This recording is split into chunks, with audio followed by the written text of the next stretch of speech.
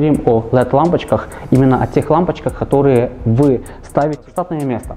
То есть конкретно сегодня я вам сейчас расскажу немножечко о LED-овских лампочках, о характеристиках, что, куда, как смотреть, нюансах при выборе, на что нужно обращать внимание, что такое люмины, что такое кельвины, какие есть шахты, какие есть лампочки ближней-дальней или ближней-дальней в одной лампочке. Это я вам все расскажу, и в конце мы поставим вот эти новые лампочки и сделаем мини-тест, как они светят, а я думаю, светят они неплохо. Так, фары, в принципе, и лампочки имеют много разных видов, то есть это галогенки, это ледовские, это линзованные, это лазерные, биксеноны и все тому подобное. Поэтому сегодня мы поговорим именно о ледовских лампочках, конкретно с цоколем H4. Их тоже есть куча разных видов, вот, в принципе, некоторые из них вы можете посмотреть. В общем, чтобы вы понимали, идет желтый свет от 2500 кельвинов до где-то приблизительно до 4000. Это желтый свет.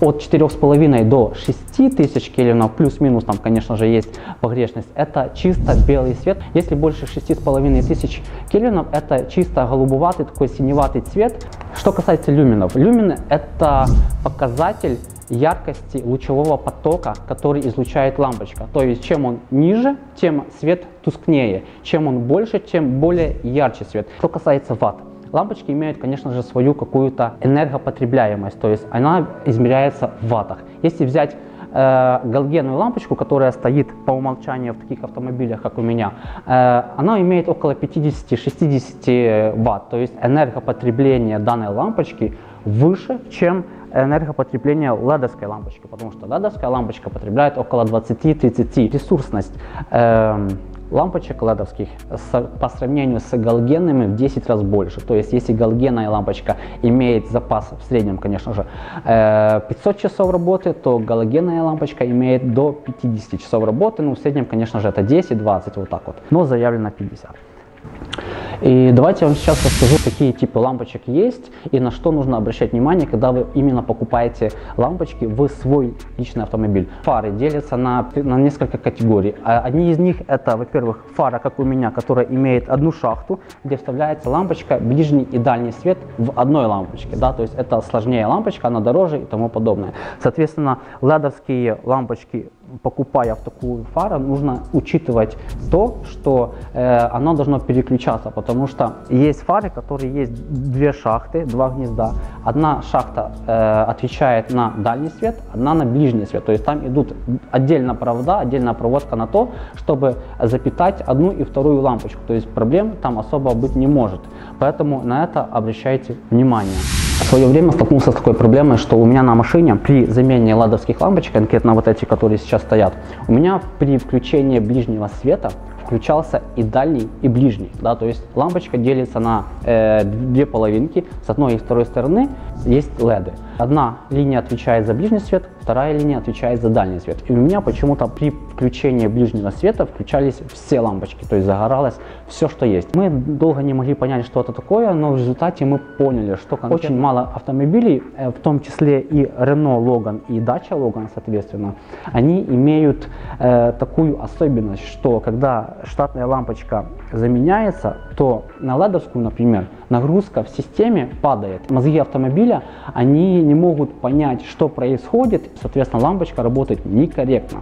Мы подключали одну лампочку ледовскую, вторую лампочку галогеновую, то есть тогда все работает, все переключает без проблем. Как мы вышли из ситуации? Так, мы купили релюху, которую подключили в то третье гнездо, которое мы сделали сами, и все заработало. Вуаля, и до сих пор у меня все работает, все переключает, все, никаких проблем с этим нет. Но произошло такое, что у меня перестал включаться, вернее, перестал адекватно работать ближний свет. То есть дальний свет нормальный, хорошо горит, все, претензий нет, грубо говоря. То есть мои противотуманки светят намного лучше, чем ближний свет конкретно сейчас. Как бы уже дело близится к зиме, и ездить без фар, как бы, тем более без ближнего света, тем более в городе, очень плохо и тем более опасно.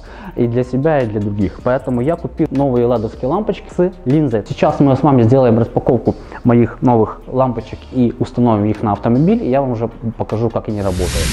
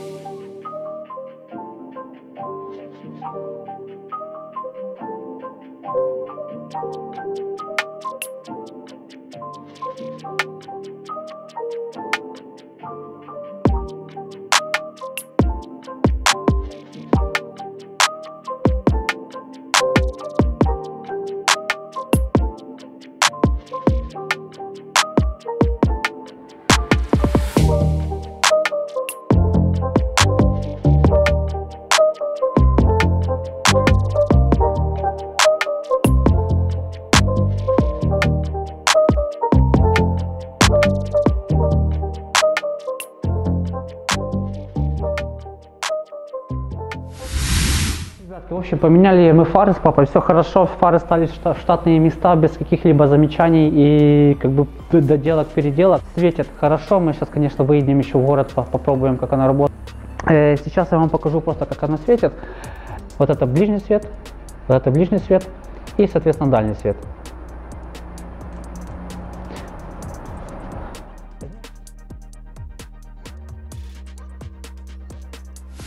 Вот такое видео получилось. Вот такие вот у меня советы к вам. Первое, обращайте внимание, какая оптика стоит у вас. Второе, обращайте внимание, какая фишка вам нужна, то есть какой цоколь должен быть у лампочки. Ну и смотрите, какой свет вам, в принципе, нужен. Желтый, белый, синий. Подписывайтесь на канал, ставьте лайки, пишите свои комментарии. Если что-то было непонятно, всегда отвечу, всегда постараюсь помочь.